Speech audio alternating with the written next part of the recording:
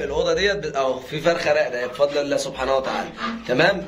اشوف لكم بس تحتها حاجه تحتها بيضه شايفين. بسم الله ما شاء الله، لا حول ولا قوه الا بالله العلي العظيم. يا جماعه الاوضه ديت انا عاملها بفضل ربنا سبحانه وتعالى علشان خاطر الفراخ بتاعتي دي بتبيض فيها، فانا بطلع مره الصبح الم البيض ومره قبل المغرب زي دلوقتي كده يا جماعه ابدا الم البيض. اتوكلوا على الله، اعملوا مشاريع بفضل ربنا سبحانه وتعالى، هتكون مشاريع مربحه. مشوا مع قناه مصطفى وامل، شجعونا باللايك دايما، هنخرب لكم الدنيا وهنوسع لكم المجال. يلا بينا نشوف الطيور بتاعتنا بتاكل علف ايه علشان تزود من انتاج السلام عليكم ورحمه الله وبركاته. صباح العسل، صباح الخير والرزق على جميع البيوت يا رب العالمين. والله بص بقى، يعني انا عايزه اقول لكم على حاجه. احنا خلاص دخلنا اهوت، الجو بقى غير معانا صح؟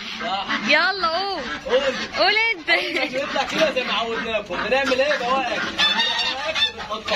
بسم الله ما شاء الله، اللهم صل على النبي، صل على الحبيب. جميله جدا، بس اهم حاجه تعالى قربنا على بواقع الاكل. ايوه هو ده. شوفوا يا جماعه، ده قشر كوسه، ده اللي هو الحشو بتاع الكوسه. بتجيبي بتقوري بتنجان، بتقوري كوسه، اي خضروات عندك حطها لهم، ما تخافيش من حاجه وما تقلقيش من حاجه. ليه انا بقول لها قربي على بواقع الاكل يا امل؟ علشان تشوفي بواقع الاكل طازه. اهم حاجه بواقع الاكل ما تكونش بايته اكتر من يوم عندك. تمام صح، يعني ما تكونش حمضانه وطلعها للطيور تعفن لهم الامعاء عندهم او تربي لهم دودان. طبعا يا جماعه الطيور ديت لو كانت اكله حمضان فهي بتتعب. بسم الله ما شاء الله، زي ما حضراتكم شايفين كده بيتعاركوا فين؟ بيتعاركوا اهو، شايفين؟ بيتعاركوا على الجرجير وعلى الطيور وعلى الخضروات والحاجات ديت يا جماعه. بسم الله ما شاء الله. بواقع الاكل يا جماعه للفراخ البياضه واللي عامل مشروع بياض ده جميل جدا، ده بيوفر معانا في العلف. لكن هم اساس العلف بتاعهم هقول لكم دلوقتي هم بياكلوا علف ايه، وهقول لكم بياكلوا قد ايه والكميه قد ايه. بس يا جماعه احنا في البدايه بنحط لهم بس بواقي الاكل يستفادوا منها ويتغذوا منها. بواقي الاكل كويسه جدا لانها فيها املاح معدنيه وفيها نشويات وفيها حاجات كويسه للطيور بتاعتك بتغذيها. يعني مش معنى ان انا ادي علف علف علف علف، لا يا جماعه، انا ما بقولكش ادي علف.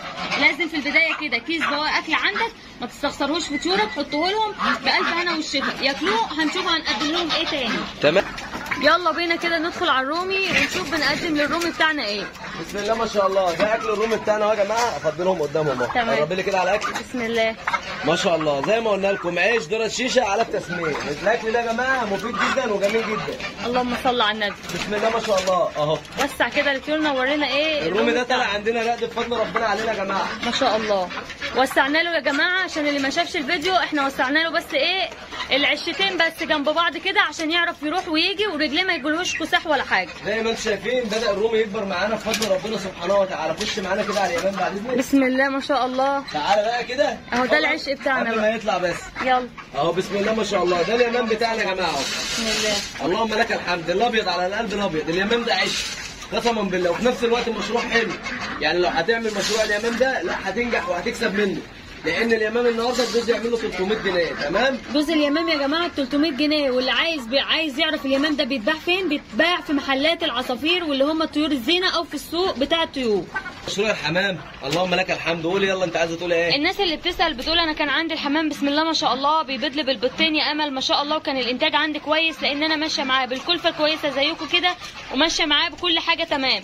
دلوقتي بقى يبيض لي بيضه واحده. انا عايزه اقول لكم يا جماعه من تاثرات الجو ابتدى ان هو يتغير معانا والطيور كلها بتتاثر بالجو. اما الجو بيسقع معانا الانتاج بيقل شويه، لكن انت طول ما انت مهتميه بيه بتراعيه ان شاء الله ربنا هيديكي خيره وهيرزقك من واسع فضله ان شاء الله. تمام. بس ما تقلقوش من حاجه، على ان انا سمعت ناس كتير بتشتكي من الموضوع ده يا مصطفى، ان الانتاج بتاع البيض عندها اقل من الحمام. طبعا يا حبايبي الحمام ده نوعه كله خليط، يعني بلدي على مراسله على حاجات من كده. تمام. بسم الله ما شاء الله. انت شايف انواع الحمام عامله ازاي. المشروع ده كان عايز تعمل مشروع، فالمشروع الحمام برضو مشروع مربح ومشروع كويس جدا، ما هوش وحش خالص وما هوش مخسر. تمام. لا بالعكس، جوز الزغاليل النهارده بيتباع ب 80 جنيه وب 90 جنيه وب 100 جنيه. تمام. اقل جوز النهارده ب 80 جنيه. حلو. ربنا هيكرمك منه ان شاء الله احلى كرم، بس انت توكل وسمي، يعني سمي وتوكل على الله وابدا اعمل المشروع ده. مشروع مربح وجميل جدا. زي ما حضراتكم شايفين دي اوضه الحمام اهي. اهو اللهم لك الحمد. ده شباك كده بيطلعوا منه يا جماعه، بيطيروا منه. تمام، المشروع ده مش وحش، اللهم لك الحمد على كل حال. زي ما قلت لكم، اللي عايز يا جماعه يعمل مشروع الفراخ البياضه، تعالوا كده معانا هنوريكم شويه فراخ بسم الله ما شاء الله هتدعي لي عليها، مش اللي هي على السطح، لا يا جماعه، شويه فراخ تانية تربيه قناه مصطفى وامل اهي بسم الله ما شاء الله. قربنا اللي احنا نبيعوها بفضل الله ان شاء الله، بكره او بعده بالكتير بفضل ربنا. ممكن يا جماعه اللي احنا ان شاء الله نبدا نبيع الفراخ دي زي ما قلنا لكم باسعار زي ما شفتوا اسعار البط، قصدي ب 150 جنيه، معلش عذرا انا اسف والله. البطايه بعناها ب 150 جنيه 3 كيلو ل 4 كيلو الاوزان بتاعه البط بفضل ربنا. نفس القصه الفراخ برضه هنبيعها ان شاء الله، الفراخ البلدي ديت اللي ربنا يبارك لصاحب النصيب اللي هياخدها. هنشوف برضه الكيلو عامل ازاي في البورصه، وهنحاول ننزل على قد ما نقدر ونصفي الدنيا ونبيع ان شاء الله، وهنطلع لكم باسعار خياليه واسعار جميله.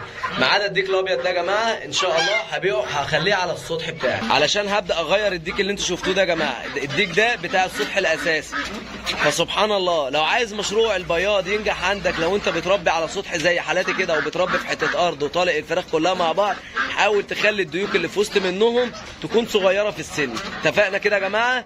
يعني على قد ما تقدر الديوك لو صغيره في السن هتزود لك في نسبه الخصوبه احسن، وهتخلي لك الفراخ تبيض اكتر. تمام يا مصطفى؟ هل الفراخ بتبيض من غير ديك؟ طبعا الفراخ بتبيض من غير ديك. طب الديك ده لازمته ايه؟ الديك ده لازمته علشان التخصيب. تمام يا جماعه؟ علشان البيض يكون مخصب. لو انت عايز ترقد او انت عايز تحط في معامل بيض ان شاء الله لازم تجيب ديوك، والديوك برضو بتزود في انتاج البيض عند الفراخ، لان بتحمس الفراخ على البيض. تمام، وبتكون عنقود البيض بدري عند الفراخ، هو سبحان الله. فالديوك لها لازمه يا جماعه. عشان النبي حد بيقول لي انا من مصر ومحتاج قوي بيض مخصب من عندكم او محتاج شويه طيور من عندكم، احنا عايزه اقول لك عذرا والله، احنا مشكلتنا من ان احنا ما عندناش شحن. احنا بيتنا في المحموديه بحيره، مشكلتنا ان انتوا في مصر بيبقى المسافه بعيده، بنخاف ان الطيور تموت في السكه او يحصل لها حاجه. يعني عذرا ما حدش يزعل مننا من الحته دي، انتوا تيجوا تنورونا في بلدنا او في بيتنا او سطحنا المتواضع، تختاروا او تاخدوا اللي انتوا عايزينه. ولو ما لقيتوش حاجه جايه على هواكم او ما ارتحتوش يا جماعه، هنا كفايه اللي احنا شفناكم وقعدنا معاكم وشربنا معاكم الشاي دي بالدنيا وما فيها. تمام، الاوضه ديت دلوقتي يا جماعه كده انا عاملها بفضل ربنا سبحانه وتعالى علشان البيض. تمام، الاوضه ديت اهو في فرخه راقده بفضل الله سبحانه وتعالى. تمام، اشوف لكم بس تحتها حاجه اهو، تحتها بيضه شايفين بسم الله ما شاء الله، لا حول ولا قوه الا بالله العلي العظيم. يا جماعه الاوضه ديت انا عاملها بفضل ربنا سبحانه وتعالى علشان خاطر الفراخ بتاعتي دي بتبيض فيها، فانا بطلع مره الصبح الم البيض ومره قبل المغرب زي دلوقتي كده يا جماعه ابدا الم البيض. اتوكلوا على الله، اعملوا مشاريع بفضل ربنا سبحانه وتعالى، هتكون مشاريع مربحه. مشوا مع قناه مصطفى وامل، شجعونا باللايك دايما، هنخرب لكم الدنيا وهنوسع لكم المجال. يلا بينا نشوف الطيور بتاعتنا بتاكل علف ايه علشان تزود من انتاج البيض. يا جماعه اهو الطيور بتاعتنا العلف اهو بسم الله ما شاء الله، ده العلف اللي بيزود انتاج البيض بسم الله ما شاء الله. علف كيس 18% اسمه علف بياض. تمام يا حبايب قلبي، عشان يبقى كله واضح قدام عينيكم. بنطلع بواقي الاكل قدامكم، وبعد كده ما ياكلوها خالص وتحس ان هم خلاص ايه شبعهم، بديهم بقى ايه ان هم الحاجه اللي تغذيهم، الحاجه بقى اللي عايزين بروتين. البروتين اللي هو ايه العلف، التركيز 18%، واللي مش موجود عنده 18 ماشي، لو موجود عندك 16% تمام مفيش اي مشاكل. هو في منه يا جماعه 14% وفي 16% وفي 18%. انضف نوع علف اللي انا بوكله اللي هو 18%، يعني المهم بالله ورسوله. تمام، ال 16 مش وحش وال 14 برضه مش وحش، على حسب ما فراخك ترتاح وكل منه. تمام، يعني انا ممكن فراخي مثلا ما ترتاحش على 18% ده، وسبحان الله ترتاح على العلف اللي هو 16%، خلاص مش هوكلها الا 16%. يبقى يا جماعه نمشي على نوع واحد عشان طيورك ما تتعبش منك، مش ان انا انوع كل ما اروح لبتاع العلف، لا هات لي النهارده 16، لا بكره 14، لا مش عارفه الاسبوع الجاي مش عارفه كام.